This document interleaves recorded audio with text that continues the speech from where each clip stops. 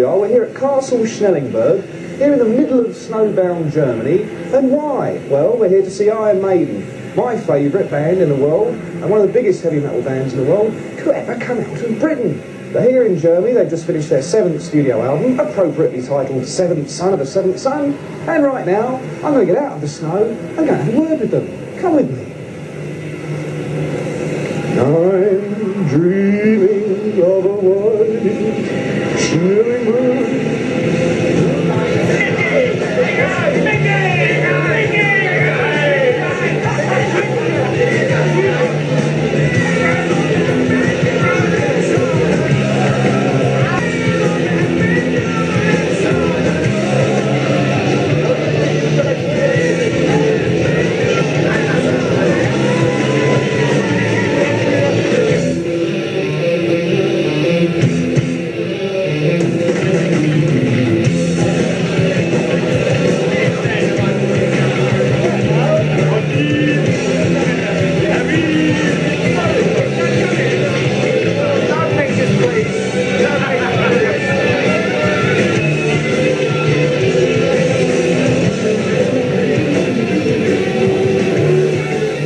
Just emerged from the studio in Munich here in Germany with your brand new album, Seventh Son of a Seventh Son. First of all, let me ask you, why that title? Well, it's a concept album, believe it or not. Yeah, sounds a bit ominous, doesn't it? But, well, originally I had the idea for a song called The Clairvoyant. When Doris Stokes died, just thought, well, it's a bit strange, you know, if she was a clairvoyant, I wonder if she could foresee her own death, you know. That sort of sparked me off with the song Clairvoyant. And then there was the idea for the song The Seventh Son of a Seventh Son, which all ties in with, because it's supposed to have the powers of clairvoyance and healing and sixth sense, whatever, you know. And so when I actually spoke with Bruce about the basic idea, he went overboard about it, thought it was a great idea and everything, and so we decided to write all the lyrics based around that. It's a concept album about a seventh son of a seventh son. Actually Steve's idea, but we found that we were writing lots of things very similar at the same time without him. When he suggested this idea of seventh son of a seventh son, I immediately went flying to my book of unused lyrics and pulled out lots of lyrics with the number 7 in. Hence the intro and the outros of the album and various other bits. So we found there was lots of ideas all flowing together, which all worked, which was too much of a coincidence, really, to put down to chance.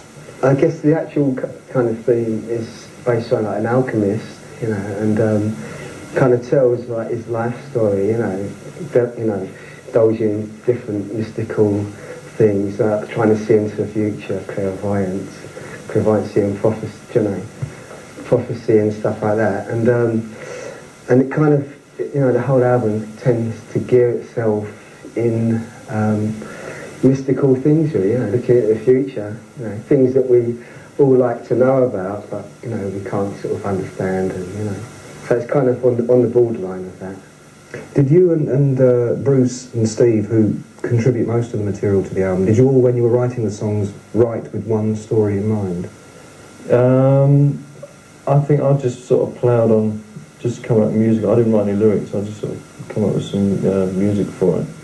I remember we had a meeting and we talked about possibly doing Seventh Son. We already had the music on rough demo of Moonchild, just the music.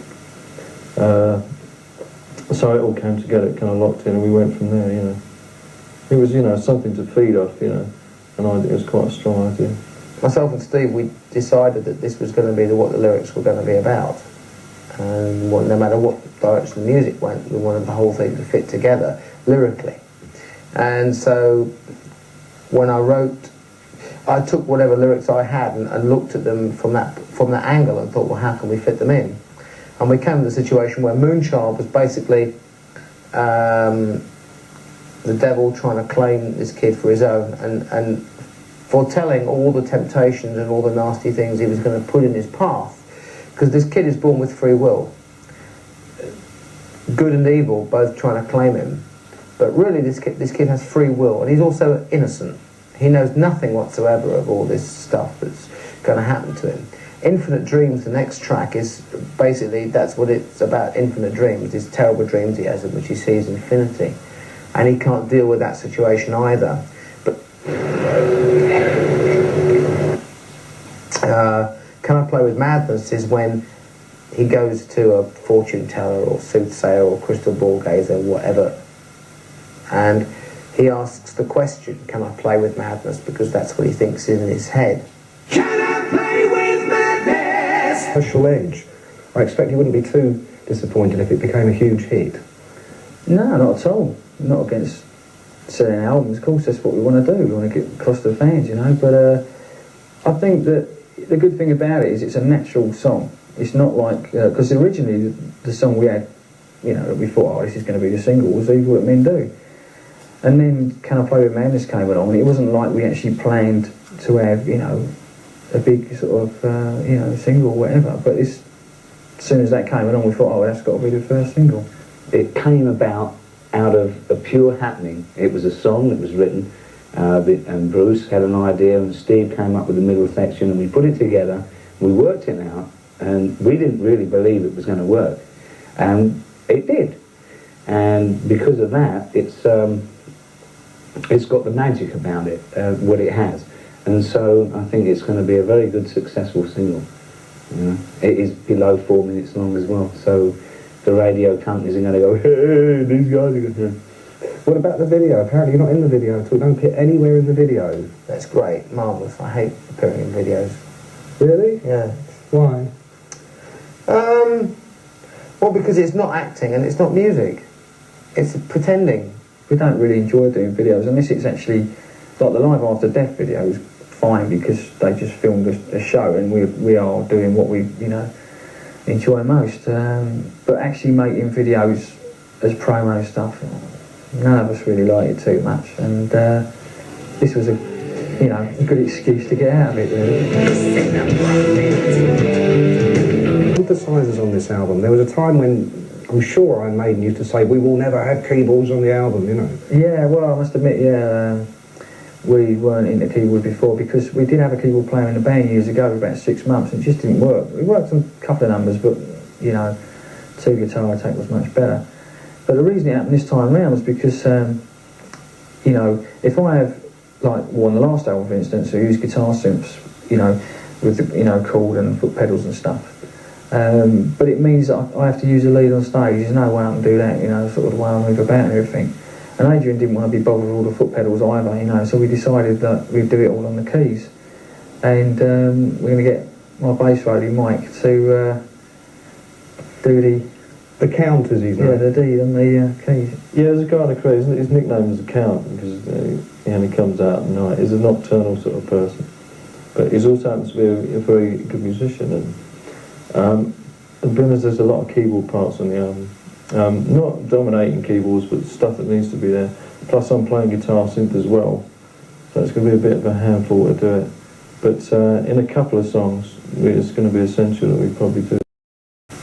The band's next world tour starts in May, and as far as I understand, it goes on then for most of the rest of the year. Yeah. How are you looking forward to it? Yeah, well, so it's been, last August I think we finished the tour, so it's been so long, it's like we want to, you kind of, you know, it's great after the tour, you can't, you know, you feel like it's nice to have a rest, you've had a great time playing, and so now we've been off for a while now, you know, so it's great, it's exciting, like the album's just been released, you know, it's going to be released soon.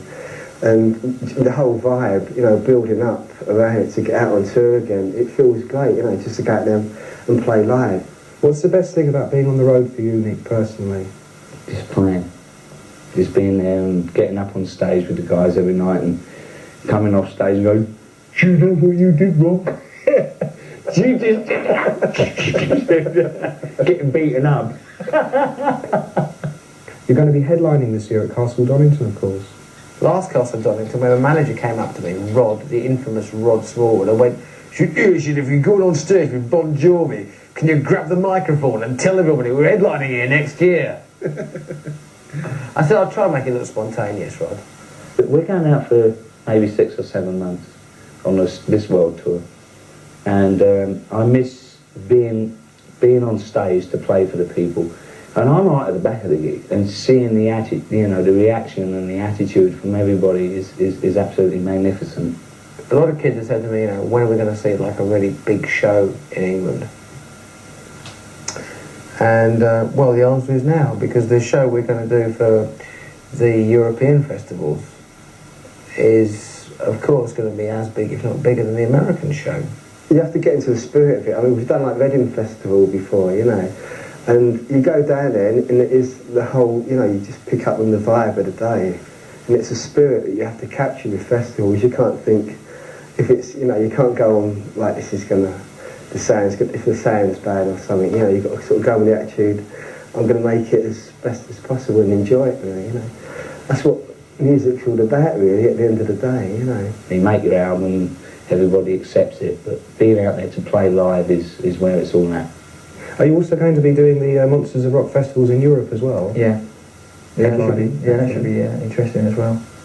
Again, each country we play, getting all the Maiden fans together, it's fantastic. All right, Steve, I'm really looking forward to it. Good luck.